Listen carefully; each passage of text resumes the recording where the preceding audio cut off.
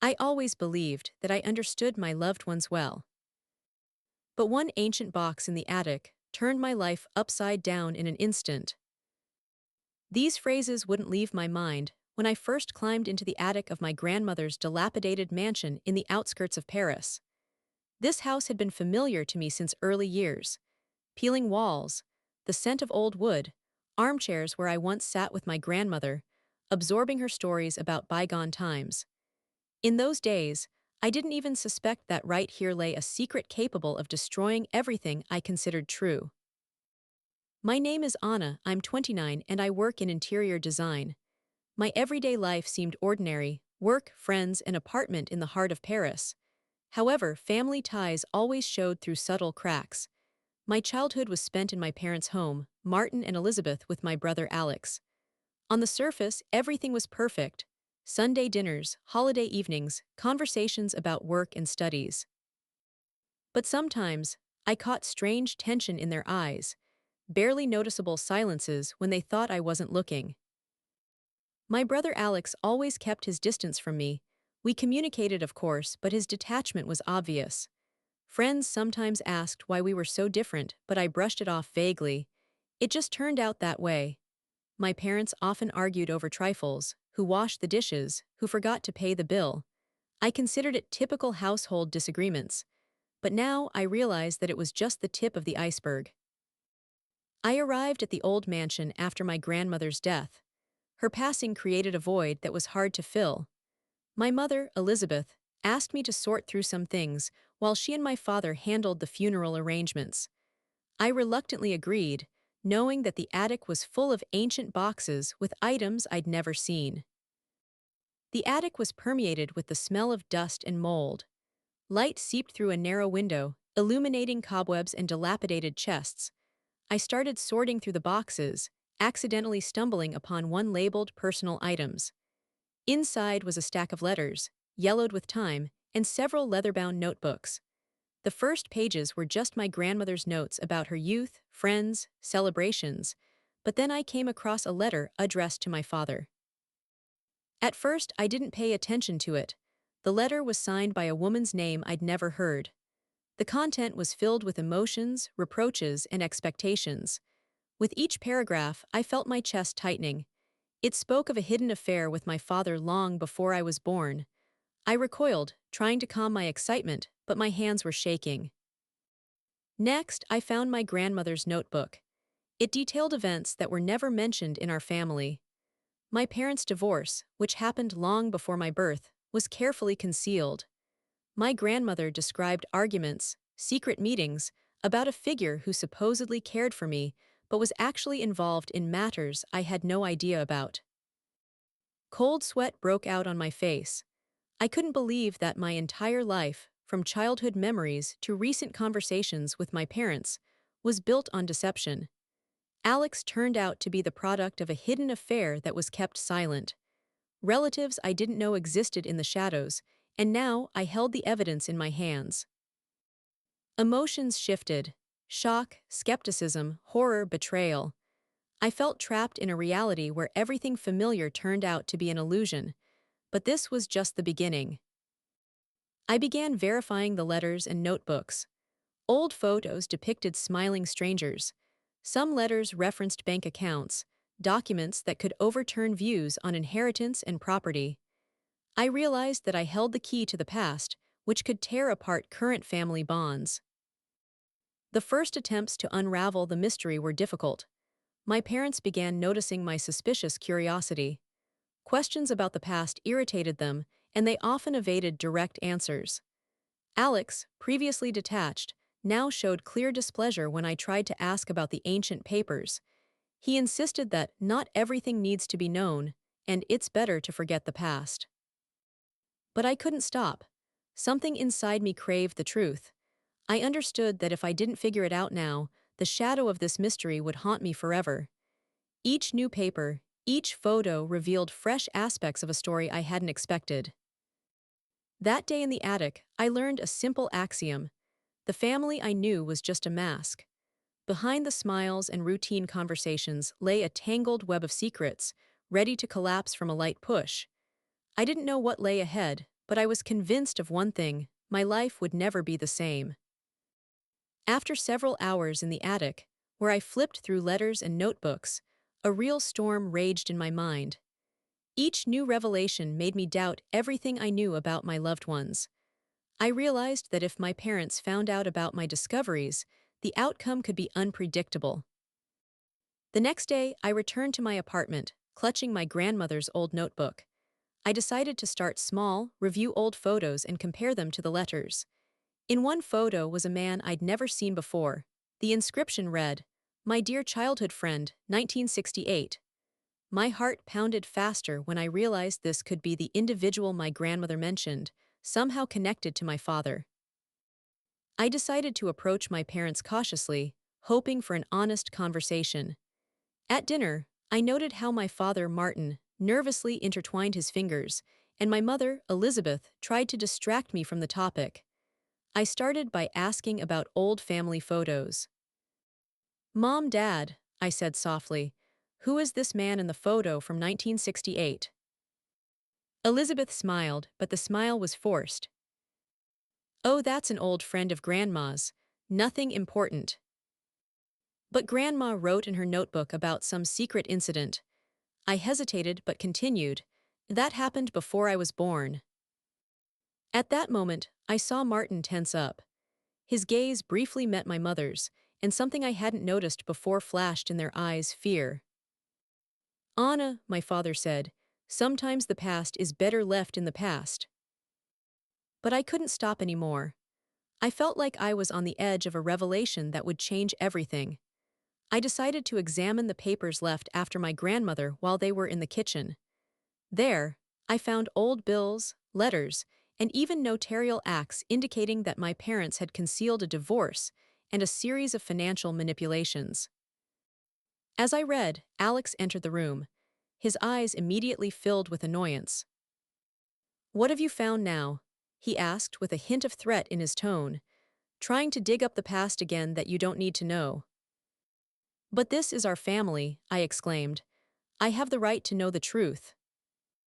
He laughed, but it wasn't a joyful laugh, it was irritated. "The truth, you're looking for the truth, Anna, but maybe you're not ready for what you'll find." His words hurt me, but I couldn't back down. I heard an inner call that insisted, "If you don't figure it out now, your life will remain built on deception." In the following days, I began meticulously studying the old letters. One of them was addressed to my grandmother, detailing my parents' divorce and my father's hidden affair with a woman named Sophia. The letter was clearly meant for secret reading. I realized that Alex was actually the product of this hidden affair. I tried to observe my parents, eavesdrop on conversations, notice little things. Martin started avoiding eye contact, and Elizabeth often left for another room when I tried to bring up the past. I felt the tension in the house growing daily. At some point, I decided to check the archives of distant relatives I'd never met. It was risky. I might stumble upon stories that would completely overturn my understanding of the family. But my curiosity outweighed the fear. I found letters confirming the existence of cousins I'd never heard of. Each new revelation intensified the feeling of isolation. I realized that the life I knew was just a mask. But even more painful was that my parents and brother clearly sought to conceal these facts, and now I felt like I was opposing them, even though they didn't know all my findings. In the evenings, I sat in my apartment, studying the notebooks, comparing details, and trying to piece together the sequence of events. I realized that the truth could shatter the illusion of the family, but the inner call persistently demanded to continue. I knew I couldn't stop, or I'd live in delusion forever. One evening, when I climbed into the attic again, I stumbled upon my grandmother's notebook where she detailed a serious secret. Someone from my parents had concealed a significant incident, an illegal adoption that later changed the family's fate. She described fear, anxiety, and the need to keep everything secret. My heart froze. I realized I was on the edge of a revelation that could tear family bonds, change relationships with my brother, parents, and possibly myself. But at the same time, I felt it was necessary. That night, I barely slept. Thoughts about the truth, hidden secrets, about who we really are, kept me awake. I realized that the next step would be decisive. I had to confront my parents and brother to try to extract the truth, but while preserving ties as much as possible. I stood on the threshold of a family mystery, feeling both horror and resolve. The truth was close, and I knew that when it revealed itself, the life of Anna I was used to would cease to exist. After I found my grandmother's notebook and began comparing letters and papers, the atmosphere in the house became heated. My parents clearly sensed that I was starting to dig, but apparently, they didn't yet know how far I'd gone. Every morning, returning from work, I noticed how Martin and Elizabeth exchanged glances, as if discussing what to say or conceal. Anna, my mother said quietly to me at breakfast, maybe you should forget about the past. Mom, I replied, I can't do that. This is my family. I have the right to know the truth. She sighed, and her eyes were full of worry. It became clear to me that excuses like later wouldn't work anymore. One evening, we gathered as a family for dinner. Usually, these were calm, almost routine gatherings, but now every glance and every word was charged. I decided to carefully ask about the letters and photos I'd found. Dad, I began, who was that man in the old photos? And why has no one ever mentioned him? Martin hesitated, then said briefly, Anna, that was a long time ago. It's not relevant now. I felt annoyance building inside me. Why was the truth so forbidden? Why did I have to figure everything out on my own? After dinner, I decided to talk to my brother, Alex. We sat in the living room, and I saw his hands nervously gripping the edge of the sofa. Alex, I began, are you hiding something? I know we have secrets. He fell silent, then said sharply, Anna, enough, I'm tired of this. Family isn't just about truth, sometimes you just need to live. But for me, living in illusions was no longer an option. I told him about the letters and notebook, about our parents' divorce and our father's hidden affair with Sophia. His eyes flashed. You're crazy, he yelled. You're breaking everything we have. I realized he saw my revelations as a threat. But the threat wasn't in me, but in what had been concealed from us for years. The following weeks became a true test.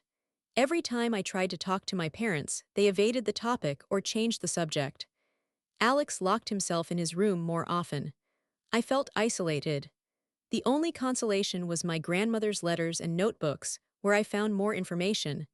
About my parents, about secret relatives, about incidents no one mentioned. In parallel, I began searching for papers and photos in the archives of distant relatives.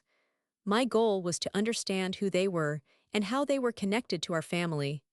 In the letters, I found mentions of people I'd never met, cousins my parents never spoke of. This revelation was a true shock. Soon, friends began noticing that I had become withdrawn and tense. Some tried to encourage me, others distanced themselves, seeing that I was too deeply immersed in the family mystery. I realized that this journey was not only about the family's past, but also about my inner world, about who I want to become. One day, I decided on a direct conversation with my parents. I sat with them in the living room, and looking into their eyes said, I know about the divorce, about Sophia, about the secret relative. I want to hear everything from you. Elizabeth covered her face with her hands, and Martin lowered his gaze. Silence fell. I waited for them to yell, accuse me, but no one spoke. My heart was pounding. Anna, Martin began, you weren't supposed to know this. We tried to protect you. Protect, I interrupted. You kept me in deception my whole life. Alex, who had been silent until then, stormed out of the room, shouting, Enough, you're breaking everything. I realized the confrontation had reached its peak. My parents and brother saw my pursuit of truth as a threat. I felt betrayed, but I also understood that I couldn't live any other way. This phase of the narrative illustrates how the revelation of the family mystery leads to an escalation of relationships. Family gatherings become hotbeds of tension, Each family member behaves differently.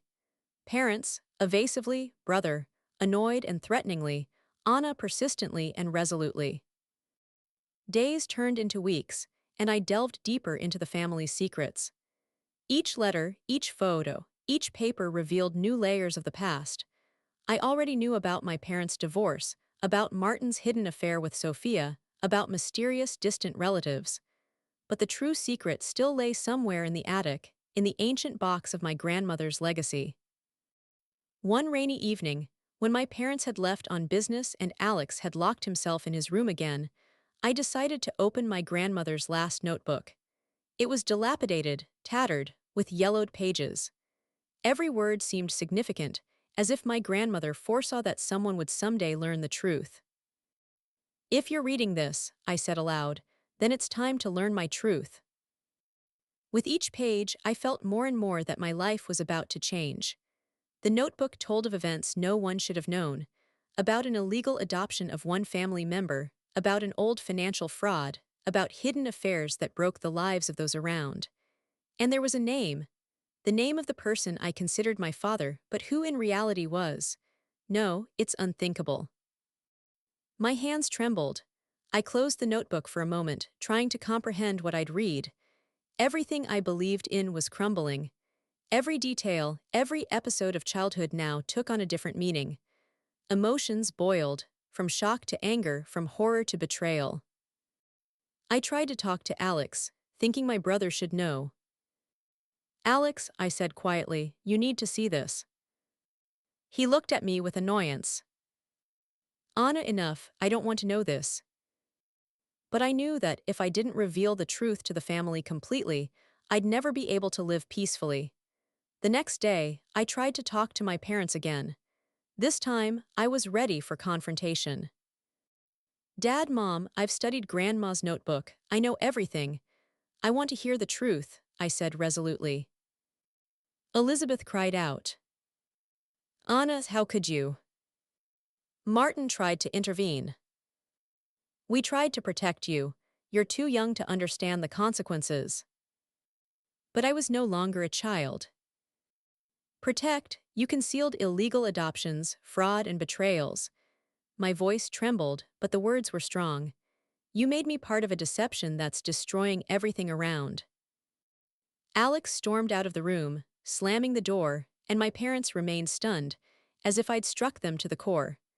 This was the moment when the truth hit the whole family like lightning. The following days became a true test. My parents didn't want to talk, Alex distanced himself, and I felt like I was alone against the entire family. But along with that came understanding. Now I know the truth. I can decide how to live further. I began contacting distant relatives I learned about from the notebook. Some responded to my letters and calls, others refused to speak. But with each conversation, I felt like my family wasn't just my parents and brother, it was people with trust, sincerity, and support. In the climax of the confrontation, I learned, family can be destroyed by deception, but it can be reborn through honesty. The truth is painful, but it liberates. The last step to resolution, accept that the past can't be changed, but new bonds can be built with those who proved honest and ready to support. I began to understand that true family isn't just by blood, but by trust and support. After the shock and stormy confrontation in the family, I felt a strange relief. The truth was exposed, but it also meant the end of the old illusion. I could no longer live in a world where everything was held by deception. The first days after I revealed my grandmother's notebook were empty. Alex ignored me, my parents barely spoke, and I felt isolated. But this isolation was special, it was freedom. Freedom to see things as they are and make decisions without the pressure of old deception. I started small, talking to distant relatives I learned about from the notebook. Some responded immediately, others hesitated at first. But each conversation was like a breath of fresh air. I heard stories that had been hidden from me before and met people I'd never encountered. They turned out to be sincere and kind. One of the first was my Aunt Claire, whom I'd never seen. She told me that Grandma always wanted the truth to come out but feared breaking the family. I felt like Grandma was entrusting me with this mission, and it gave me strength. Gradually, I began making decisions about my life. I stopped waiting for acknowledgement from my parents. Their mistakes and secrets were their own burden. I learned, I don't have to endure deception to maintain the appearance of family. With Alex, it was harder. He was angry and offended, accusing me of destroying peace. But I couldn't close my eyes anymore. I gave him time to process everything, and at the same time, started setting my own boundaries. In the end, after a long conversation, he said quietly, "I hate that you revealed this, but I understand you're right." This was the first step toward a slow rebirth of relationships. We didn't become the same as before, but now there was honest space between us for communication.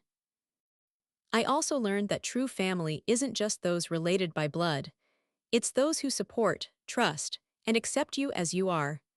I began spending more time with friends who had always been there, with distant relatives who proved sincere. Gradually, I built a network of people who became my real support. The final moment came when I returned to the old mansion where it all began. I stood in the attic, looking at the ancient box with letters and notebooks, and realized I lost the illusion of my family, but perhaps for the first time, I found a true connection with people who deserve my trust.